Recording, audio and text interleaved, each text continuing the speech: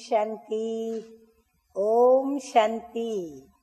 आज की तारीख है 22/6/12 और आज की ज्ञान मुरली का हेडिंग मीठे मीठे प्राण प्यारे बाप दादा कहते हैं, मीठे बच्चे ये तुम सबकी वानप्रस्थ अवस्था है। माना वाणी से परे जाने की स्थिति, क्योंकि वापस घर जाना है। तो घर में तो वहाँ कोई वाणी नहीं, सब शांत स्वरूप में स्थित होंगे। इसलिए बाप और घर को याद करो। और फिर घर में हम जब आए तो कैसे थे? पावन थे। तो इसीलिए बाबा कहते हैं कि बाप और घर को याद करो, पावन बनो। और पावन बनने के लिए एक तो हम 5 विषय विकारों के ऊपर विजय प्राप्त करेंगे, परंतु जो हमारे पिछले जन्मों के कर्मों के खाते, पाप कर्मों के खाते जो हम भरे हुए हैं, तो बाबा कहते हैं पहले ये खाते भी क्या करो? खलास करो। तो डबल पावन बनना पड़े। अच्छा, अब प्रश्न बड़ा अच्छा है आज। बाप ही बच्चों को कौन सा धीरज देते हैं? धीरज कौन दे सकता है? जिसको आने वाले समय का ज्ञान हो। फिर धीरज वही दे सकता है जिसको ये गारंटी है कि जिसको मैं धीरज दे रहा हूँ वह व्यक्ति का समय क्या आने वाला है, जो उसको पता है।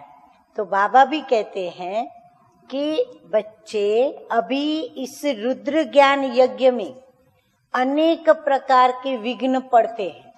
आप कहेंगे खुशी के बदले बाबा तो कहते हैं विघ्न पड़ते हैं, परंतु धीरज धरो। बाबा और अच्छी बातें बता रहे हैं, परंतु धीरज धरो।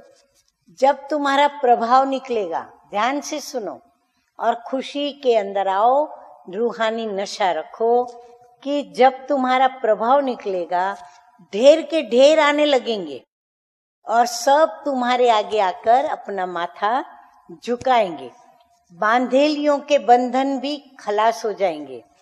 जितना तुम बाप को याद करेंगे बंधन टूटते जाएंगे। खाली बांधेलियों के नहीं, हम भी जितना बाबा को याद करते जाएंगे तो जो भी सूक्ष्म स्थूल बंधन है धीरे धीरे सारे हमारे बंधन टूटते जाएंगे और तुम विकर्मा जीत बन जाओगे। बाबा कहते हैं विकर्मों पर विजय प्राप्त करने वाले बनते जाएंगे। गीत बजा है, वाह भोलेनाथ से निराला, गौरी नाथ से निराला कोई और नहीं। अगम निगम का सारा भेद बताने वाला।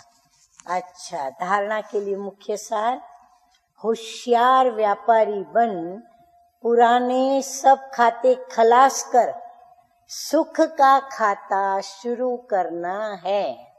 बाबा कहते हैं इसीलिए कर्म भोगना या बीमारी आती है तो निराश मत हो जाओ, दुखी मत हो जाओ, उदास मत हो जाओ।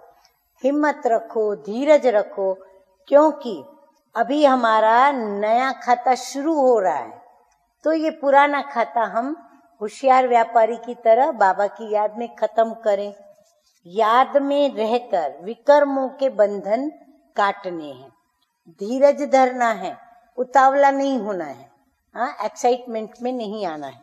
नंबर 2 है, घर में बैठ भोजन बनाते, हर कर्म करते बाप की याद में रहना है। बाप जो अविनाशी ज्ञान रत्न देते हैं उनसे अपनी झोली खूब भरकर फिर दूसरों को दान करना है। वरदान, बहुत अच्छा वरदान बाबा ने दिया है। अमृत वेले 3 बिंदियों का तिलक लगाने वाले, 1 बिंदी भी नहीं, 1 2 3।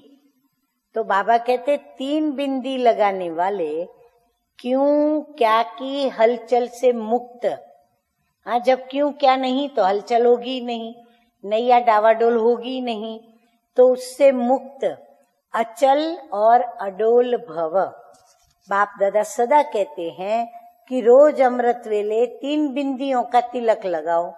आप भी बिंदी, दूसरी बिंदी, बाप भी बिंदी और तीसरी कौन सी बिंदी? ड्रामा। जो हो गया सो हो गया, और जो हो रहा है नथिंग न्यू, वो भी हमारे लिए नई बात नहीं, क्योंकि वो भी ड्रामा में फिक्स है। तो फुल स्टॉप भी बिंदी। हाँ, जो बीती हुई बातों को भुलाने के लिए फुल स्टॉप देना है। तो ये 3 बिंदी का तिलक लगाना अर्थात स्मृति में रहना। फिर सारा दिन अचल अडोल चलते रहेंगे। क्यों क्या की हलचल समाप्त हो जाएगी। जिस समय कोई बात होती है उस ही समय फुल स्टॉप लगाओ। ऐसे नहीं बाद में, अभी तो बात कर लें, हाँ अभी तो हम इनको समझा दे, नहीं, बाबा कहते फुल स्टॉप करो उसको। नथिंग न्यू, नई बात ही मत करो कि कुछ नया हुआ। होना था, हो रहा है और कल्प कल्प होता रहेगा। तो साक्षी बन देखो और आगे बढ़ते चलो। स्लोगन आज बहुत अच्छा है। परिवर्तन की शक्ति द्वारा, हम सबका परिवर्तन हो रहा है ना, तो परिवर्तन की शक्ति द्वारा व्यर्थ संकल्पों के बहाव का फोर्स समाप्त कर दो तो समर्थ बन जाएंगे।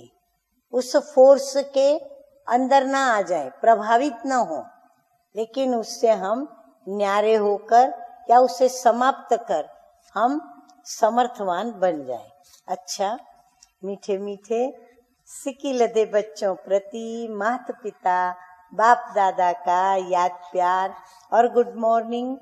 रूहानी बाप की रूहानी बच्चों को नमस्ते। हम रूहानी बच्चों का रूहानी बाप दादा को याद प्यार, गुड मॉर्निंग और नमस्ते नमस्ते।